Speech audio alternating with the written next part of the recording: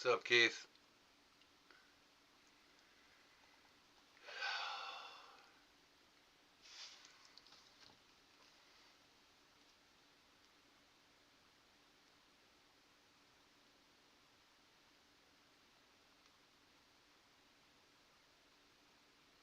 I'm back. What's up, Keith?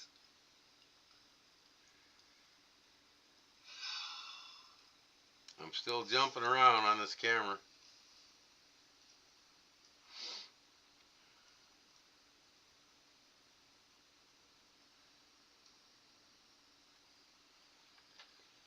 I'm back. What's up, Keith?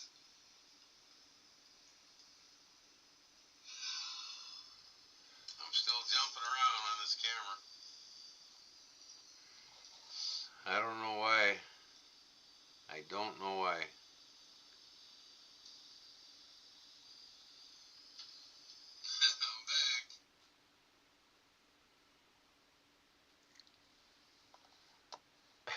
I'm back. What's up, knuckleheads? You're killing me.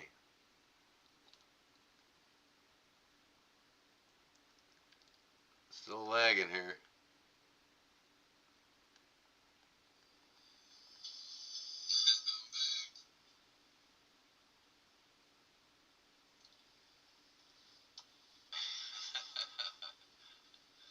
What's up, knuckleheads? You're killing me.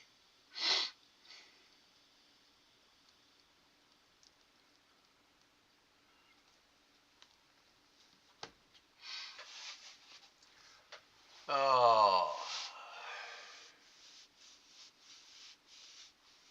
What happened to the membership? What, everybody's membership?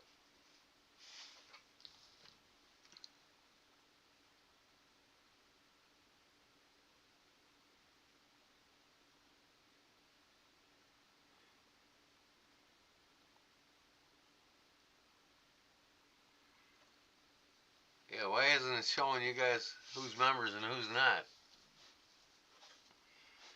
I don't know, man. Sometimes I wonder what the fuck is going on with this YouTube bullshit. Now all of a sudden the membership stars ain't there. Oh, man.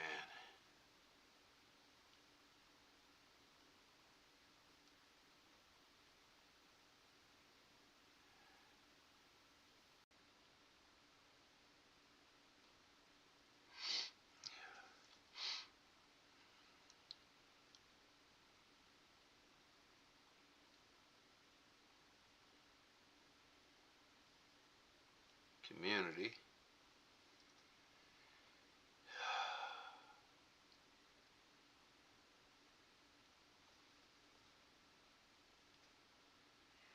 YouTube sent a message saying it's paused. Why is it paused? I don't get this, man. I'm in my fucking studio on my cell phone here. Settings, Help Center, YouTube, Privacy, Terms of Services, Community.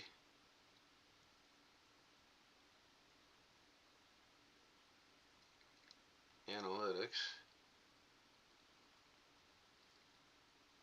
Audience. Revenue.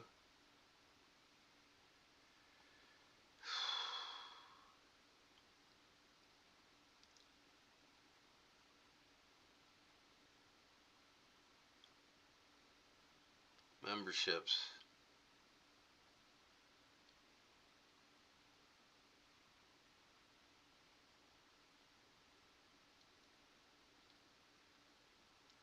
Overview.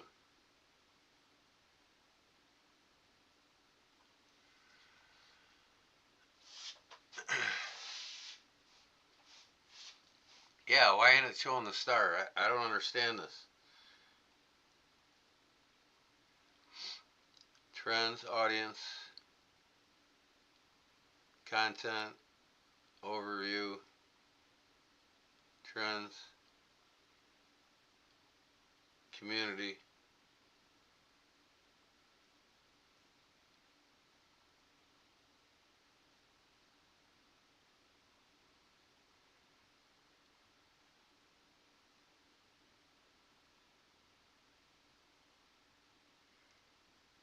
you have accepted the YouTube Partnership Program terms, setup.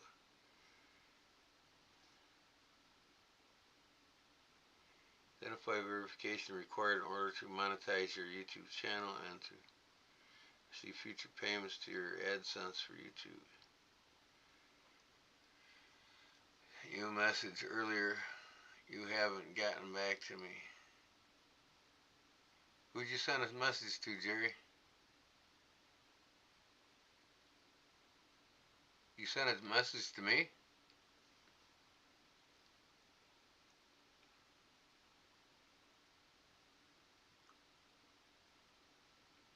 Why would they pause my memberships?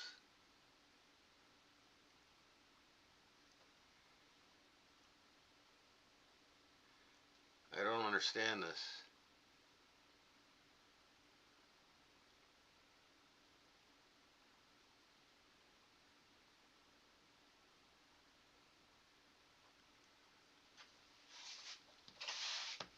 What's up, Todd? Man.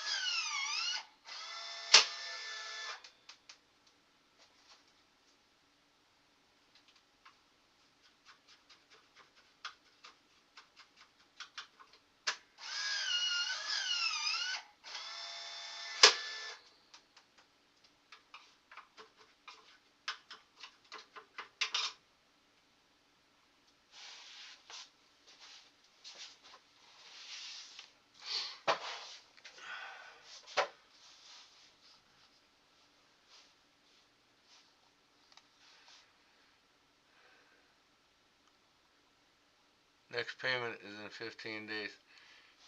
Now, Jerry, did you send me a message? A text or whatever?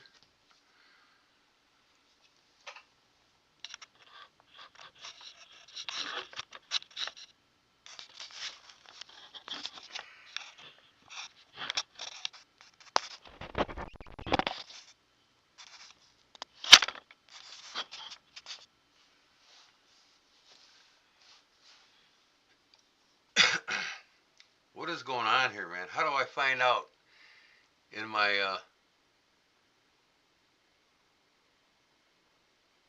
studio about my subscribers? I go to community.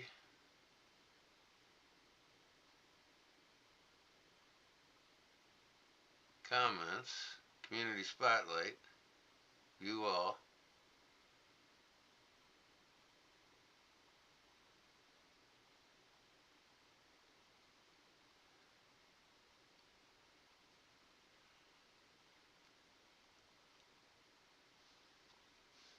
Usually when they pause memberships, it's because the channel has a strike on it or has come such. You should get an email from them explaining why it happened.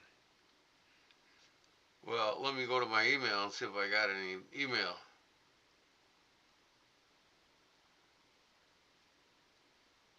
YouTube, verify your identity. Dear Kodiak Edge, you may have received an email payments about verifying your identity in AdSense. This document will be used to confirm your identity to prevent fraud in Google service. About AdSense identity verification, please visit this article. You received this email to provide information updates about your YouTube channel and account. Was this email helpful? Yes. This article. Okay. Payments. Next payment timeline for AdSense.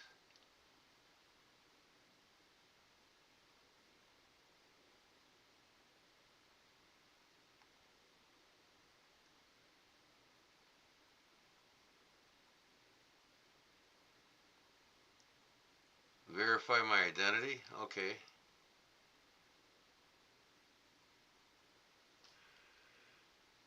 Oh my God. I haven't set up my payment thing yet.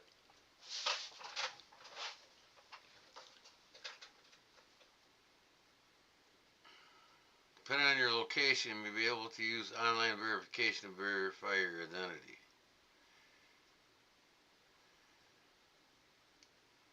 Okay, submit your documents.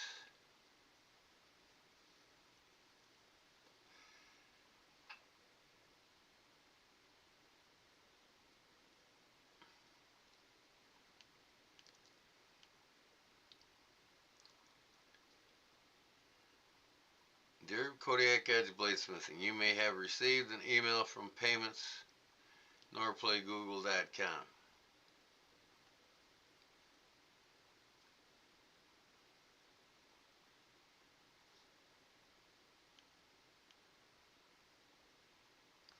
About verifying your identity in AdSense. These documents will be used to confirm your identity, prevent fraud, and keep Google secure.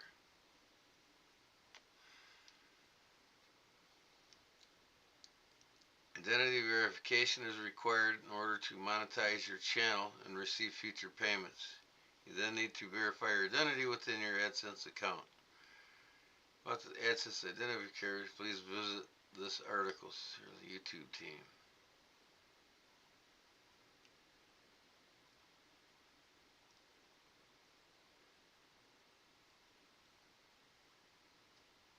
Your eligibility to apply to a YouTube Creator Community Bootcamp. What? Collection of workshops, events, creator community to help succeed with your YouTube products and features.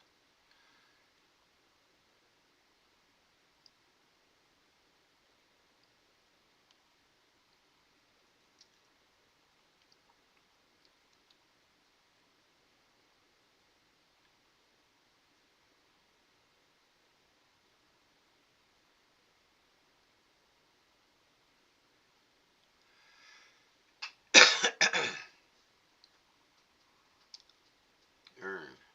Set up AdSense.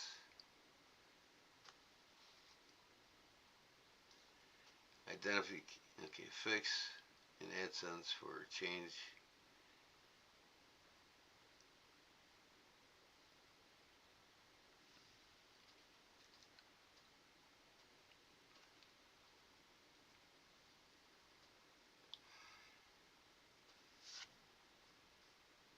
Verify your identity to start showing ads again.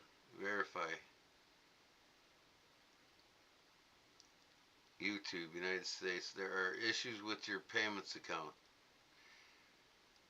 Okay.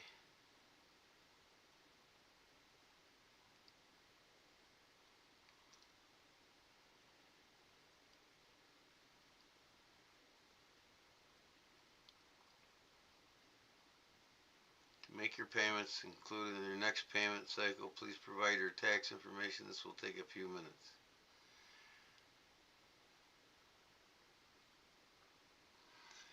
Until your tax form is approved. Google has responsibility under U.S. Internal Revenue Code to withhold and report taxes. I mean, add tax info. What tax info?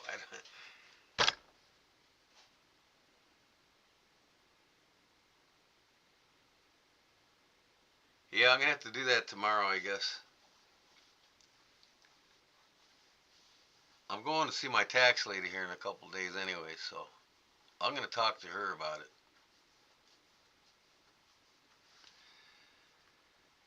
Oh, man.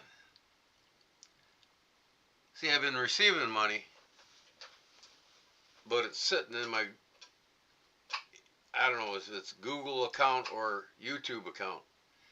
YouTube hasn't issued anything to me yet because I don't have a payments system linked up to my account yet.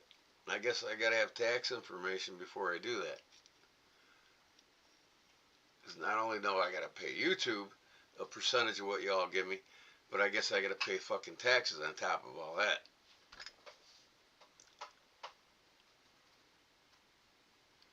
Yeah, it's taxable income, right? So I gotta set up a tax ID number for this YouTube. Just think too, taxation on income there is no law that makes income tax legal. There's not one law in the books in the Internal Revenue Service that makes taxation on your labor legal.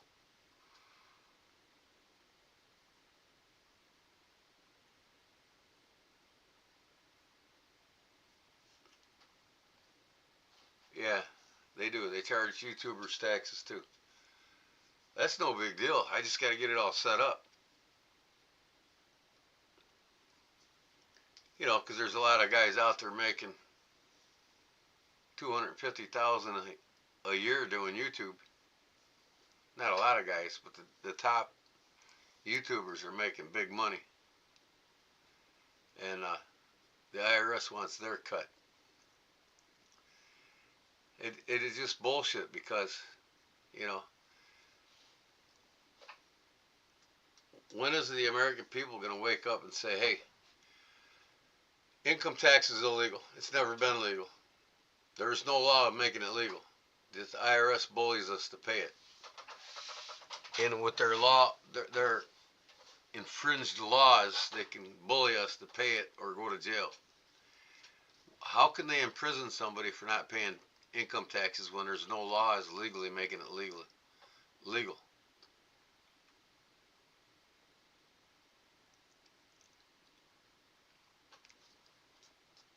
I don't think anybody should be charged taxes on anything.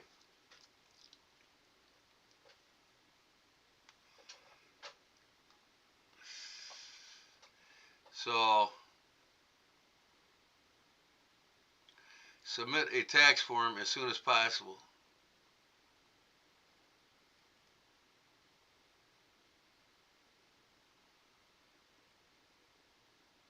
Google has responsibility on the U.S. Internal Revenue Code to withhold and report taxes.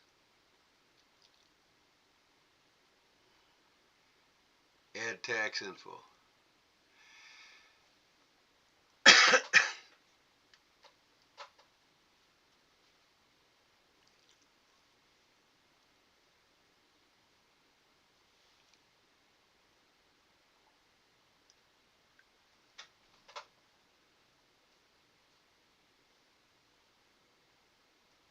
Yeah, Patreon takes a less cut, but there's perks with them too. I mean, there's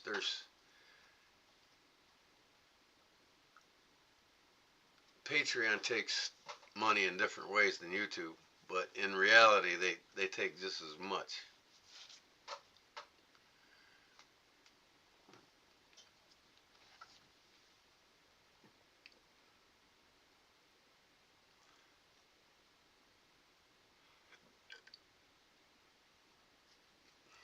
Right, they're taking the cuts away from YouTube.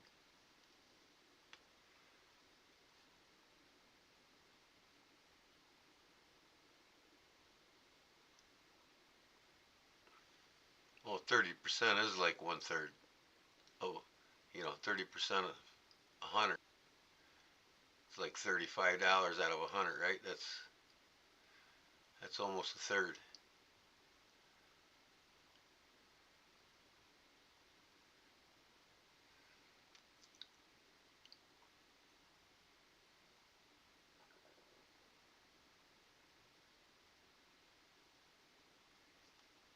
Yeah, I'm gonna go see my tax advisor here anyway, so I'm gonna have her set it up for me. The proper tax forms that I need for YouTube. What's up, Vic?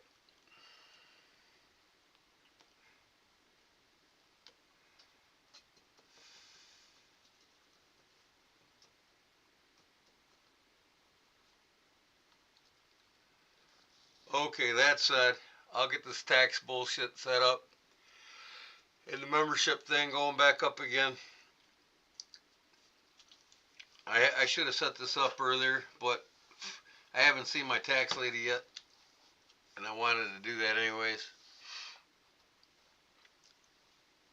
You know, I'm retired, so I get a retirement pension check, but I'm allowed to make like 34, 35,000 on top of my pension and still receive my pension. I can still make up to 40,000 a year on the side. That's taxable before they'll suspend my pension. So I'm talking with a good friend of mine. I mean, he's a real close friend of mine. And I want to do the construction trades on the side and still receive my pension. But in order for me to do that, I've got to put my business in somebody else's name. So I'm going to have my buddy do an LLC. And I'll run the business, but I'm going to give him a cut for running the LLC under his name, not mine. So all the taxes will be done through him.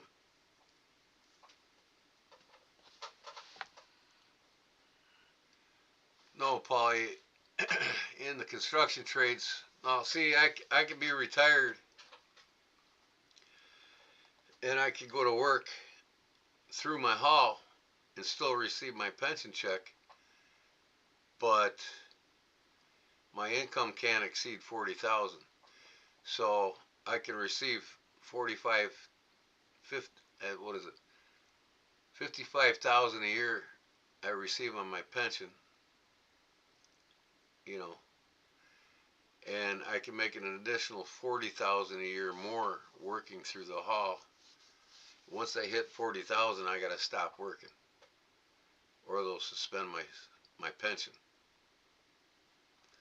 So I'm allowed to make up to 40,000 extra a year, no matter what I do, whether it's through the haul or on my own, that I pay taxes on.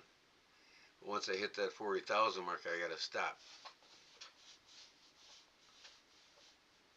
So I'm only allowed to make the 55,000 a year on my pension and 40,000 a year extra, either working out of the haul or doing my own work taxed.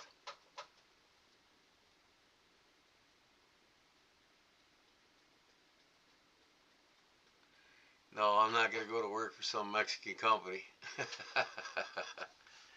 doing something I don't really give a shit about. I do stuff that, even in my own career, before I retired, I always took the union jobs that I liked. I always did what I liked to do.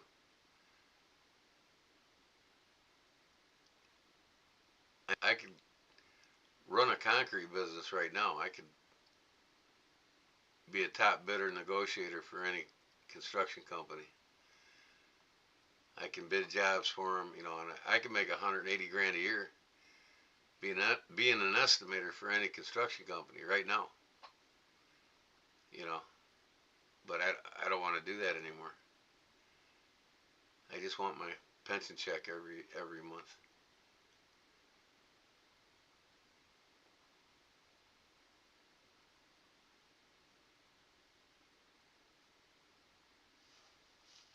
Oh, your pension set up in the construction trades, how, you know, how the agreement is with the AFL-CIO. You know, they allow you to receive 100% of your pension and also work up to 40 grand a year more through the haul. So if the haul's short workers, they can call me to go to work if I need to, if I want to, but I can only work till I make 40 grand, then I got to stop. And if I don't stop, I can just suspend my pension checks, my retirement, until I do stop.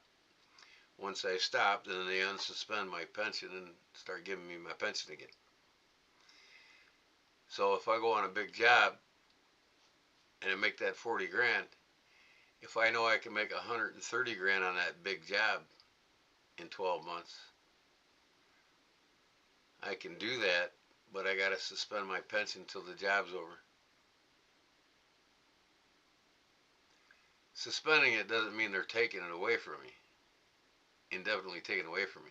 It just means they're putting it on hold until the job's over, and then I just quit the next following year and start receiving my pension again.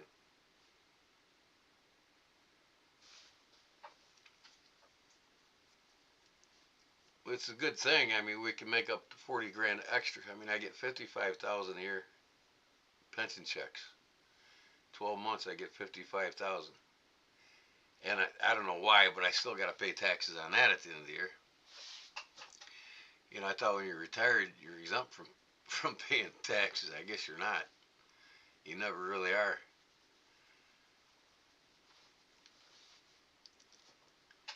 I just read in the local paper that our city town government, you know how the prices of food has gone up.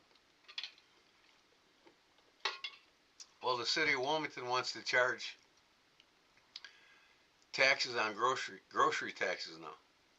When you buy groceries in the town, they're going to tax you more for buying them groceries in the town as a revenue for the city of Wilmington. So it's like, what are these people stupid? We got Jewel right next to us. We get all these all these grocery stores around us. Now the grocery stores in Wilmington, they're going to lose a lot of money because people are just going to go to the next town over to get their groceries. It's crazy. I mean, the Burkotts we got in Wilmington, they got a Burkotts in Coal City, they got a Burkotts in Braidwood. Don't look like I'm buying groceries in Wilmington anymore.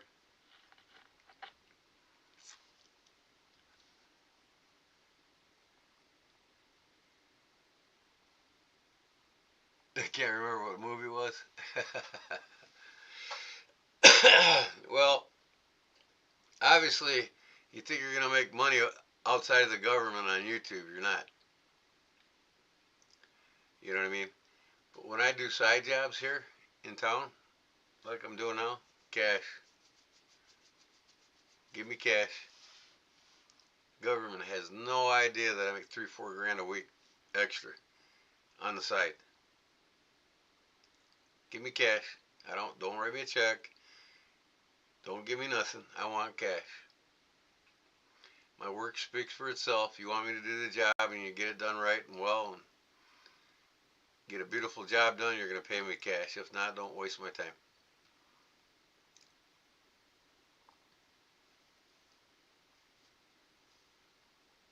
And I just tell people, I says, if you're remodeling your house,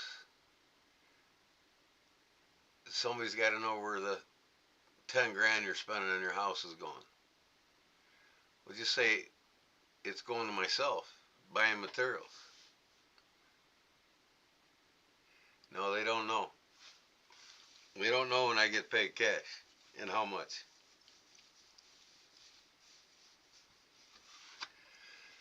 Like I said, I won't even leave my house.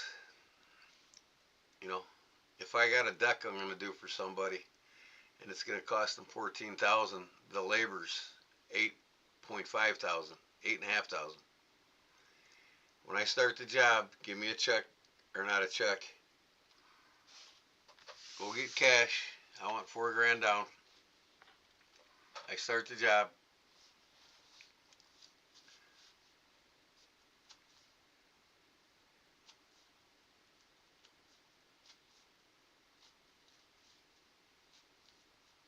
You know, I get halfway done, I want another 2 grand. And then when I finish the job, 2 grand more. So I start the job, they give me 4 grand, I get halfway done, and they don't give me another 2 grand, I quit. You know what I mean? I got paid for half the job. I got the labor, more than enough labor money for half the labor. If they can't come up with an extra $2,000, see you later. Find somebody else to finish it. White Mountain Knives, no tax, free shipping, and 10% discount for most channels. Sales items as well as figure stuff into your prices.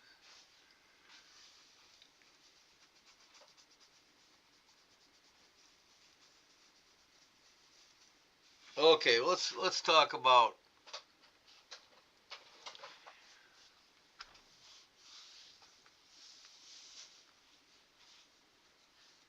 Recon 1 is the same way.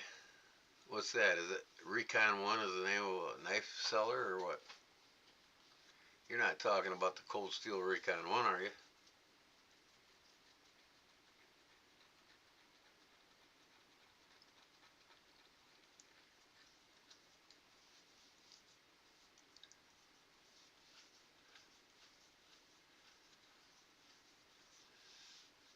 Never heard of Recon 1. Alright, let's talk about German knives. How many of you own German knives? Any of you own German fixed blades or German folders? Knife dealer, okay. I'll have to look them up.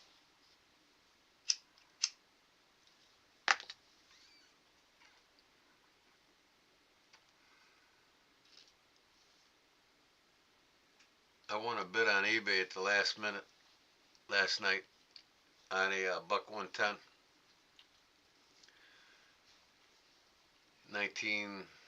Looked like it was a 1985 model with a crappy case. I don't care about the case, I just wanted the knife, but I got it for 45 bucks.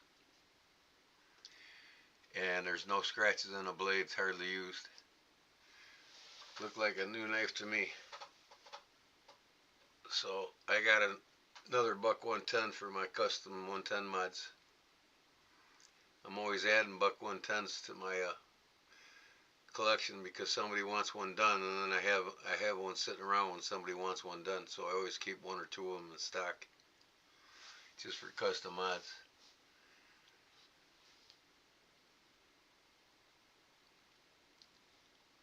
So, like I said, anybody got German knives? Let's talk about German knives.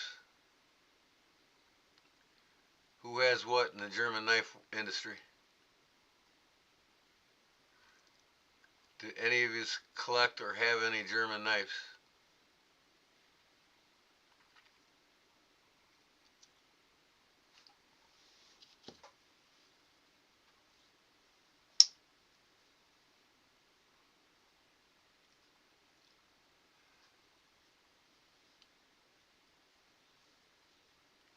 Hello?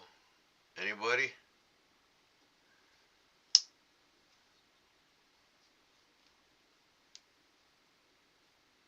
More familiar with German steels versus steel knife, actual knives? Do you own any German knives, Todd? Nobody owns German knives?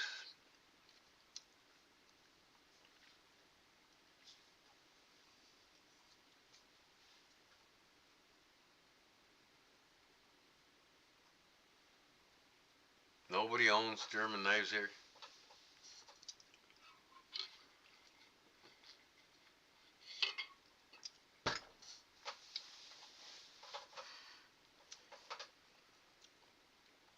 Well, Boker is from Germany, yeah. Boker is a German brand knife. So is Henkel. So is Bulldog brand. So is Eyewitness. And many others.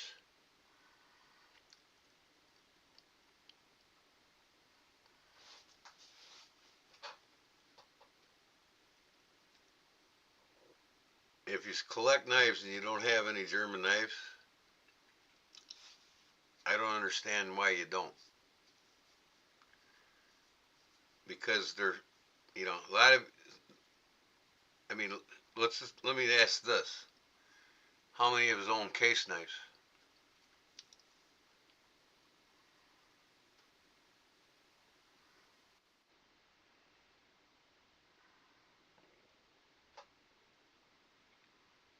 Boker 3000. Henkel, I have some kitchen knives from them. Yep, Todd, you gotta look at the Henkel pocket knives. The Henkel folders and the Barlows and the lock blades. And Henkel just don't make kitchen knives.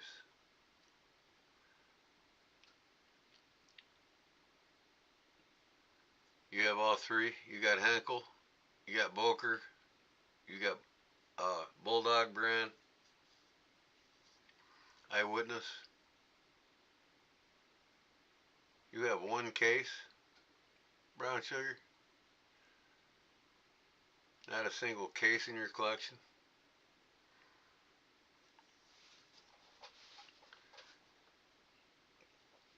Case, double X. Ain't none of you's got any German knives.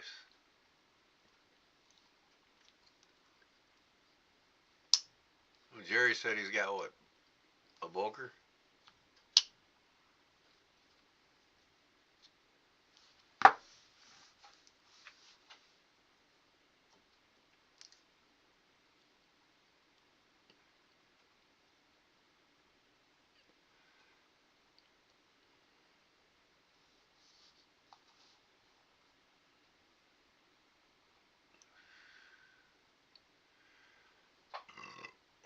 I've got a case Winchester knife that looks like a buck 110. You got a case shark or a folding knife like this?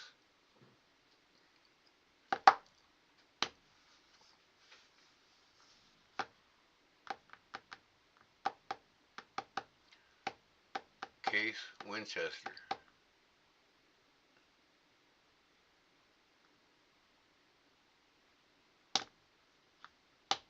And the case you're talking about is this one here.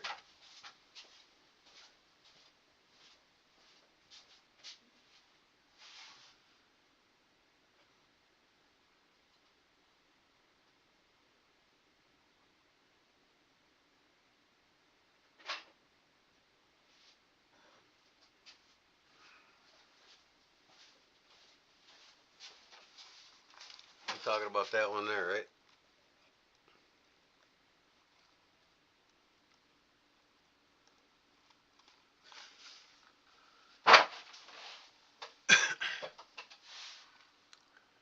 Steel Warrior. Steel Warrior is made in China by Frost Cutlery. That's not even close to being a German knife.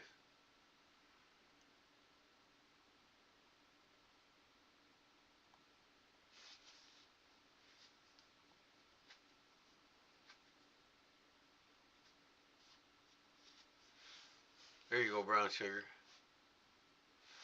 Boker 3000 knife series.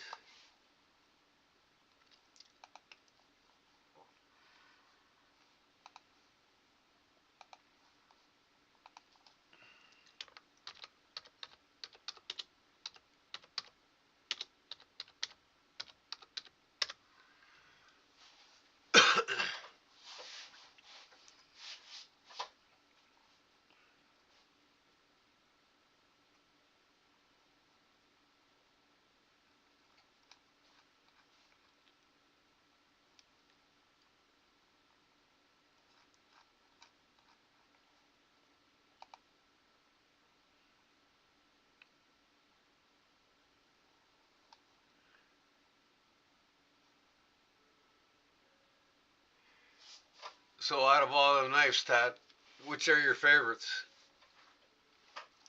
Nothing from Germany.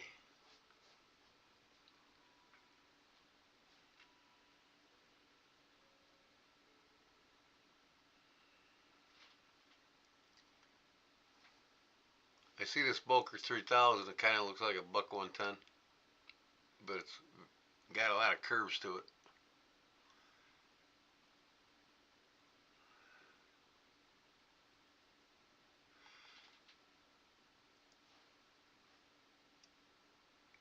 Boker tree brand. I mean, Boker's one of the oldest knife manufacturers in the world today, from Germany, but they have Boker USA where they make knives here too.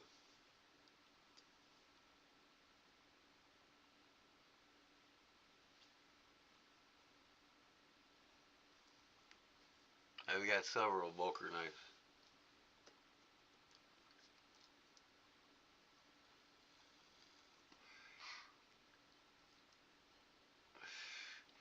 My point is, if you collect, I mean, why wouldn't you have amongst the finest knives made in the world, which are in Germany? I mean, the handmade German knives are superior to the American-made knives by far. They're handmade, 100%.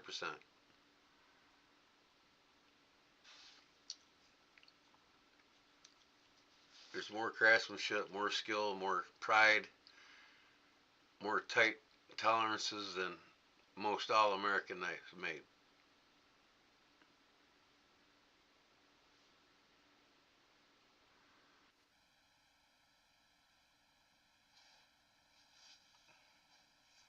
I mean, like I say, I don't know why any of us don't own some good quality German-made knives.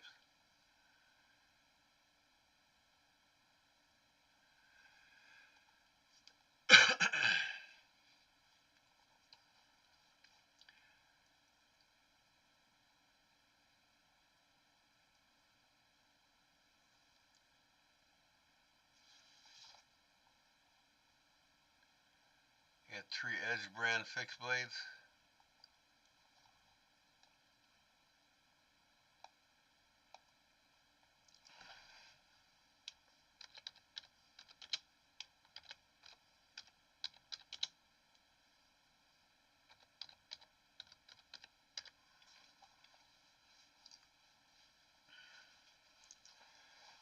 I've got a couple of them of the Edge brand fixed blades.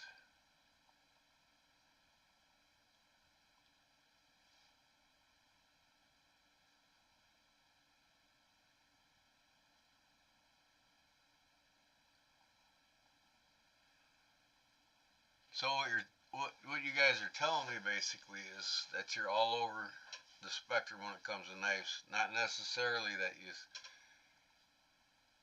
don't prefer one country over the other when it comes to getting knives.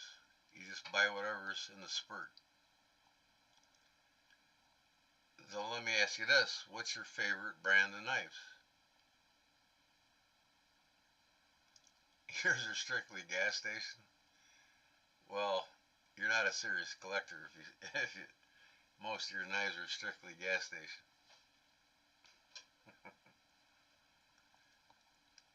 I mean, as a collector, you got to have a certain brand that you like the most. You know, whether it's American made, what is it, Winchester, Remington, Case, Camillus. You know, is it German? Is it, you know, the ones I've been talking about? You prefer USA. So if you prefer USA, you're saying you'd rather have a Case over a Bulldog knife, or an Eyewitness, or a Henkel, or a Boker. You would have a Case over any of them. And in reality, Case is one of the worst made knife manufacturers in the world. When it comes to quality and performance. It just, Case is an iconic American company, but their qualities has been going downhill in the last 3 decades.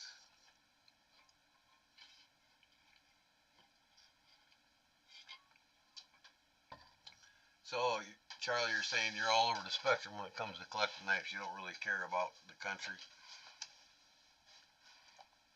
You don't have a specific brand of knife that you want to collect.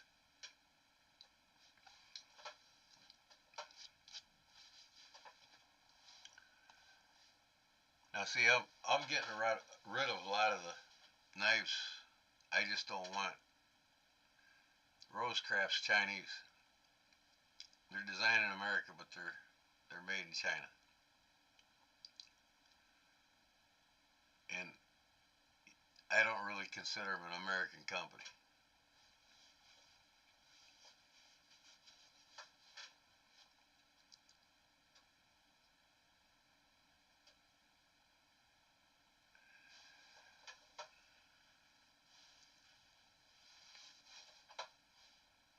Who's charging an absurd amount of money for budget materials?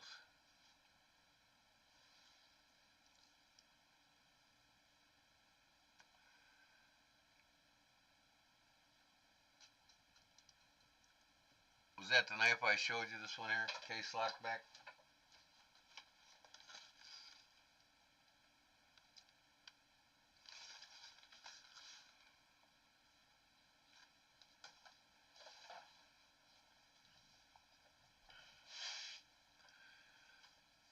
And 40 years ago, case, that's when you would get a quality knife.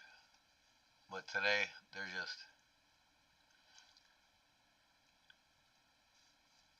I mean, the only way I buy case knives anymore is if they're just too good of a deal. I don't even really care to buy the new ones anymore.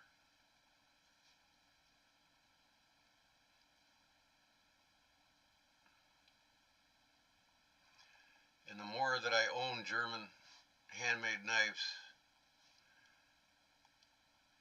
in comparison with all the other different knife companies, you know, and knowing how well things are put together, how they're put together, and what makes them so well, being a bladesmith and a knife maker myself, I can really appreciate how well these knives are put together in comparison to companies like Case. And Camilla does a lot of outsourcing in China.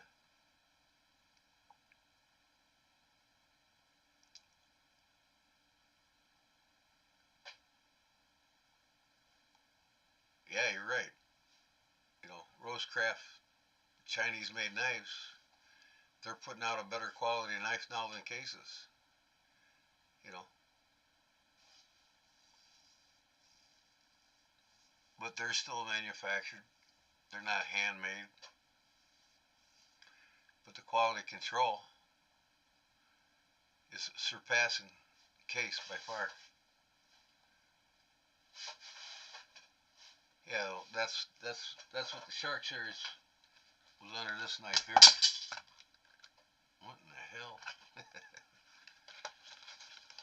That was the Case knife that they ran with the Shark Series.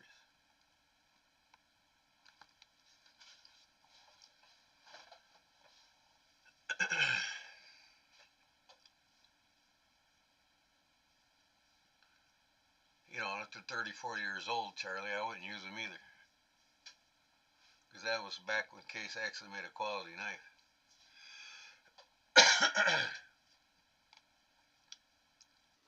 I guess another point I'm trying to get at is too is you need to start looking at these German knives, even the ones that are made today. Get yourself at least one of them and compare them. You know, like compare a Boker Trapper or a Boker Stockman to a Case or a Camillus, and see the difference in the quality for yourself.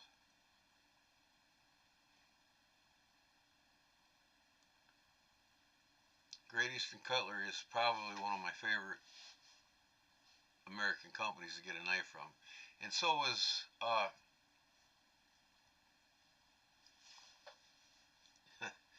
one of my brain farting here.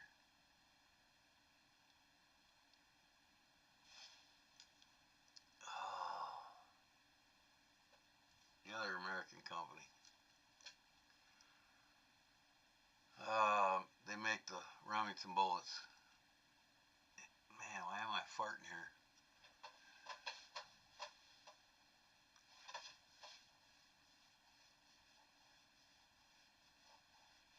Frost Knives are affiliated with Germany, but see, there's a lot of German produced knives that ain't even made in Germany. They just claim them to be German, but they're not. And in fact, they have a law in Germany where they don't have to say exactly where any of the knives that they have made are made at.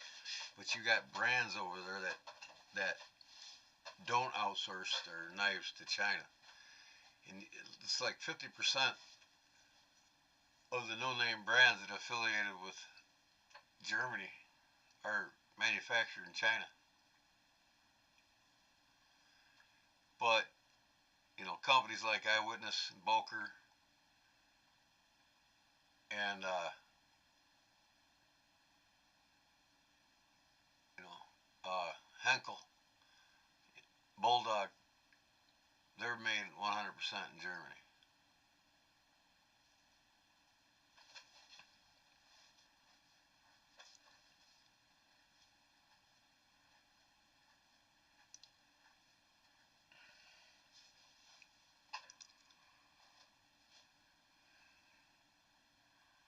Camillus hasn't been the same since they closed their doors. Everything's been outsourced. It's a whole different company now.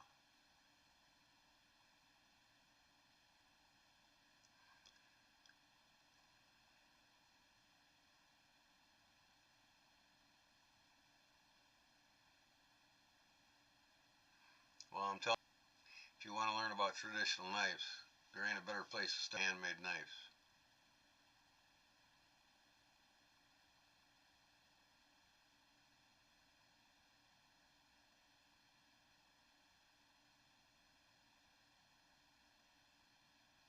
That's true with half of the knives that come out of Germany. But like I said, you're not going to get a Parker Bull brand knife that's made in China. You're not going to get a Henkel knife that's made in China. You're not going to get Boker Tree brand made in China. You're not going to get an Eyewitness made in China. You're not going to get an Eyewitness made in China. Other brands I wouldn't trust. Like, for one,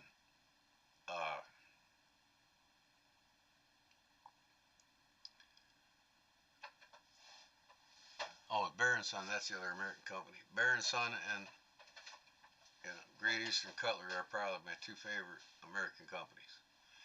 If I was to buy American knives, and when I buy American knives,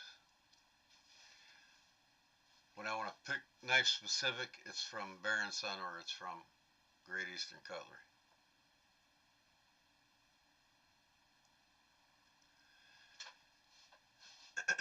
But like I said, the tried and true brands of Germany still remain the same, tried and true. And if you get one of these knives, you'll see exactly what I'm talking about. This Eyewitness knife here, handmade in Germany, that thing's put together, and I'm talking about somebody that takes buck 110s apart every day. This knife is put together well better than any buck 110 ever made.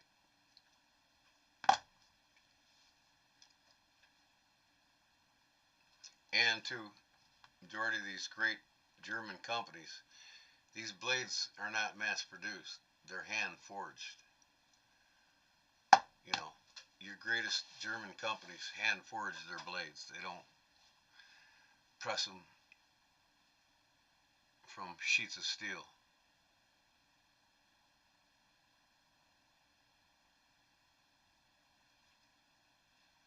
You've got a knife somewhere, can't find it. Solid in Germany on the tang, and Pakistan on the blade. I've seen a couple of them. But that ain't a Henkel. That isn't a Bulldog. That isn't a Boker Tree brand. Or an Eyewitness.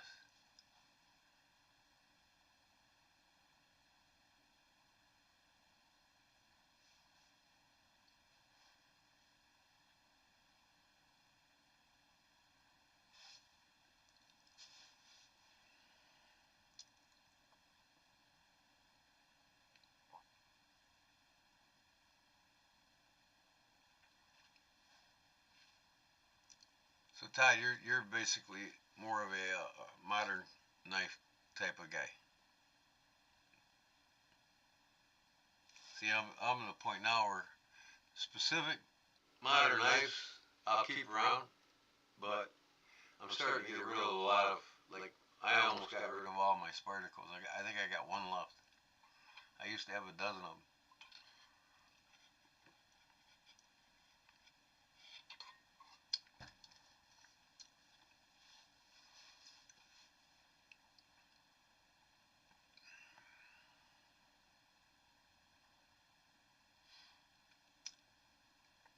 Yeah, I know getting, connecting with somebody that can make a handmade knife for you is awesome. I mean, if you want to buy American, help support Americans and have them make knives the way you want them to make them, like Paul's doing with me. That's all cool and everything, but also don't shun down these other foreign countries that make an awesome product. Like I'm saying about these German knives, you know, and they got some awesome fixed blades too. I've got several of them here too. I prefer German knives over any other knife manufacturer in the world. If I could get rid of all the knives I have right now and trade them straight up for German knives, I will right now.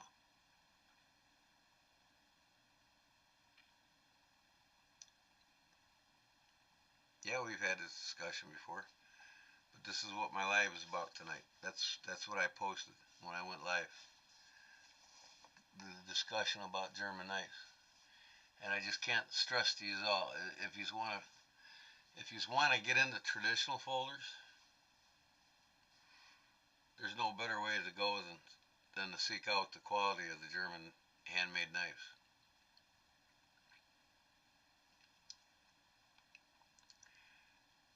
I would say today, outside of machining, now Boker does a lot of machining, like Case. They mass produce a lot of knives, even in Germany, and they're still a better produced knife, mass machined, like Case, than Cases. I mean, if you want a traditional folders, more modern style traditional folders, Boker's the way to go. But I seek out you know, the Eyewitness and the Bulldog. I mean, Jim Parker from America. He used to own Case, and and he owns Bulldog brand knives that are made in Germany, and they're still handmade in Germany. And any knife company that Jim Parker's ever owned or been affiliated with to make knives, they them knives have always been superior to the knife companies in America. It's like the serious case collectors will tell you the Case Classics were the best knives ever made for Case, and that was when Jim Parker owned Case.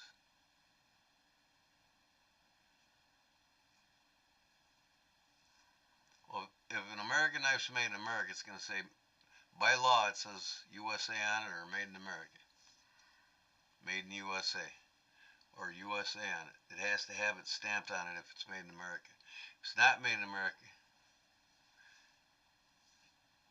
it'll say China or Pakistan or whatever on it. But by law, if a knife is made in America, it's got to have it stamped on it. But yeah, Jim Parker, when he owned Case, the Case Classics that he had, uh, BGC Bluegrass Cutlery make for him, were the best Case knives ever made. And all your top-notch Case collectors will tell you the best knives Case ever made were the Case Classics under Jim Parker. And Jim Parker owns the Bulldog brand knives, and them things are all handmade. They're not mass-produced, machined. So basically, every company that Jim Parker's been involved with, the Japanese companies, the German companies, to this day make the best knives that's put out on the market today. And James Parker's always been, even the Parker brand knife. His Parker brand, he has Germans make them and he has the Japanese make them for him. Where are you going, Don? Chris, going to bed? Oh, mostly fixed folders, fixed blades, multi-tools around 7 or 8 slip joints.